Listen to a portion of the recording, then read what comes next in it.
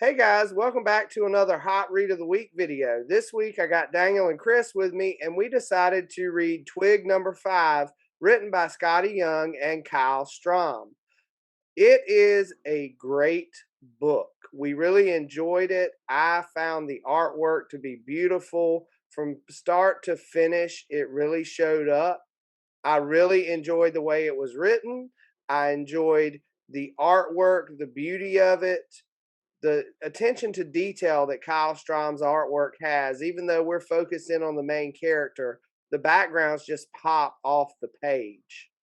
Overall, I love the book. I'm excited. I was sad that it ended, but there's a little hope there at the end. Daniel, what did you think?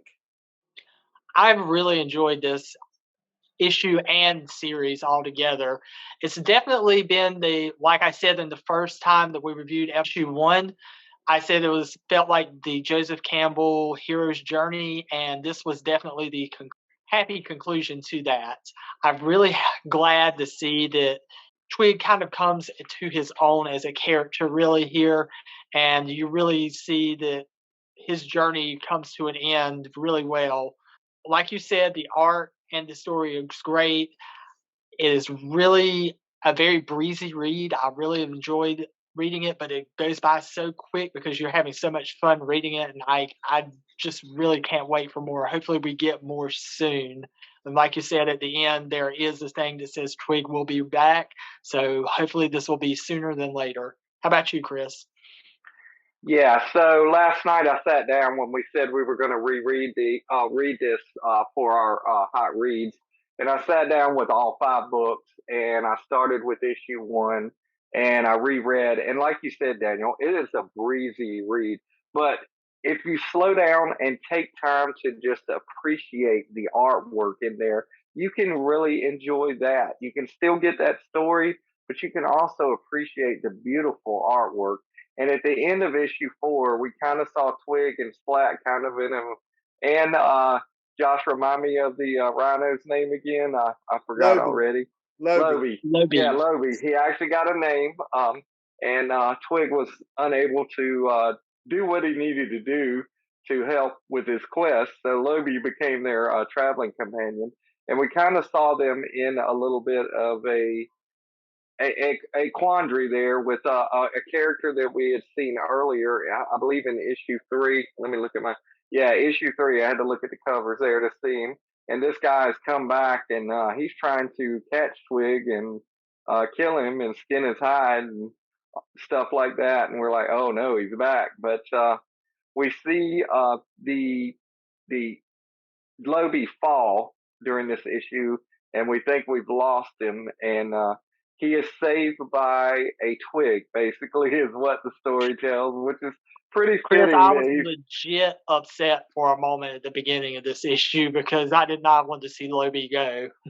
Right, right, but we kind of had to know, the lightheartedness of this story and the beautiful story that we've seen has just led to. There's no way we're going to kill somebody. The only dead person we've seen so far was the guy who was supposed to tell to Twig where to go. So book five just carried on a great tradition of four great books. The artwork, the story, everything just beautifully done. The way Scottie weaves his story in about that, like Daniel says, the hero's journey, and we get to see him actually succeed at his quest, even though he started late, like you said in the first one. I'm late already. He kept saying he was late. It kind of reminded me of the rabbit from Alice in Wonderland. I'm late. I'm late. Yes. But it was very well done. Kyle Strahm's artwork is just beautiful. It just pulls you in and takes you to another place for like however long it takes you to read. We all read at different speeds, but the just taking the time to enjoy the artwork was great. And so on that note, I'm going to talk a little bit about my favorite panel. And I'm going to cheat a little bit today, and I'm going to say I had three favorite panels. And Can my I three, interject for just a second, just for one yeah, more thing, really quick? yeah, go ahead. There's there's this whole thing throughout the series where Twig feels like he's nowhere near the kind of person his father is. He can't live up to him, and then you see it in this issue that he's like realizing that he and his father are a lot more alike than he thought, and that was just a great moment for me as well.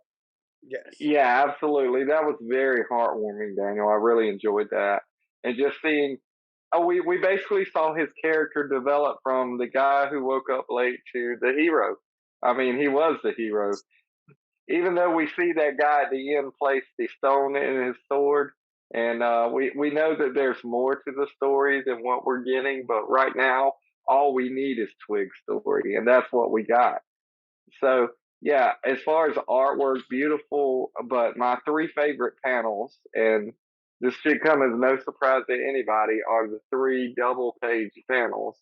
That pretty much are almost back to back to back, and they're just so beautiful because you space it out and you get to see all that artwork and the hard work that was put into this novel or this series to make it what it was. Daniel, what was your favorite panel in this one? Well, I have two, and they're both the ones that you said. Basically, the first one is when Twig comes to the moon and sees the moon for the first time. It's such a big, epic picture. And then the next one is when you see the moon transform into the creature that he has to sing to, and that creature is just wonderful. It's spiraling out and stuff. That artwork is incredible. Kyle Strahm just knocked it out of the park for this final issue, in my opinion. The colors, the everything about it. I just loved it all. What about you, Josh? What was your favorite? I loved everything in the whole book, but what I picked as my favorite panel is that double page spread with the moon. And you see how big the moon is and how small Twig is over there on the little rock looking up at it. That was just beautiful artwork. And I've sang Kyle Strom's praises with the attention to detail in every one of these books. A lot of the stuff is just background stuff, but it is so detailed. It's beautiful for something that is one panel. You know, he's walking through all these different worlds and you're seeing all these creatures and things, and they're just beautiful, even though Yeah, some and of them look funky. Yeah, and that moon picture that we're talking about, there's something, it's so simplistic, but there's something really beautiful about it. It just would capture it. I would hang that on my wall in a heartbeat because it's Same here. so beautiful. Yeah. Yeah. So that's my favorite panel. Chris, you mentioned Alice in Wonderland and the White Rabbit. I feel like Scottie pulled from a lot of classic stories because I felt like Twig and Splat were like Dorothy and Toto, and then they met up with Lobie, who might have been the Cowardly Lion. You know, Yeah. I felt Yeah. like there was some Wizard of Oz connections there. Yeah, but I think that falls back on like really great stories, and we the really great stories always kind of connect, and the Wizard of Oz is one of the greatest stories ever told, and Scotty Young is placing himself right up there with L. Frank Baum, I think, with this story and how he told it and created this world and these characters. Scottie Young also illustrated a Wizard of Oz series for Marvel back in the day too, I believe. Yes, he did. I Absolutely, actually have a collection of that. Yes. absolutely. So final thing is our overall view of the series. And I got to tell you guys, I sat down tonight to read this, and Jenny was watching House of Dragons, which I'm not really into. That's her Game of Thrones stuff. So I put my headphones on and found some music, and I read the entire series. Perfect way to read the series. I found the never ending story listening to that. You know, Nice. it just throws me back to my childhood with all these great fantasy stories and these fantasy movies we used to watch. I could see Twig being a TV show or a animated movie on Amazon or HBO or any of those channels, and it would make a great thing to watch. Daniel, what's your overall? Yes, like you said, I could definitely see this becoming an animated property of some kind, either a movie or a television show. It definitely has that. The artwork alone lends itself to an animation style in any ways, so I definitely think that's good. But overall, I'm really enjoyed the series. I think it's great. I think it's such a great, simple story, but there's so much in these worlds that he's built up around you. Kyle Strahm really fleshes them out, and the world around him has just this lived-in quality. Like there's stuff that's been going on forever. You can see it going on in there. It's just a great series, and I can't wait for more to be fleshed out. Really, I've really enjoyed this. I think anybody should go out and try to find these 5 issues. If not, I've heard there is a trade coming soon, so try to find that if need to be. But overall, definitely check it out. How about you, Chris? What'd you think of it? Okay, so my overalls on this whole series, I picked it up out on a whim. You know, Scottie Young. I'll check it out. The cover of number 1 was intriguing, and all it took was that double page spread of the mountain in issue 1. I know you guys are talking. I know what I'm talking about, and I was hooked.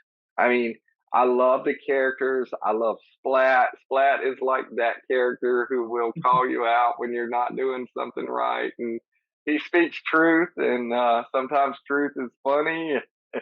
So it's got humor, it's got adventure, it's got action, it's got the most beautiful panels I've seen in a comic in forever, and it's a welcome like story in the world of comics where we get so accustomed to having superheroes, but here we got a hero's tale, a journey that was a fantasy story, and it was Scotty Young just did a beautiful job writing the whole series, and Kyle Strom, we can't praise you enough for the artwork you've done in here.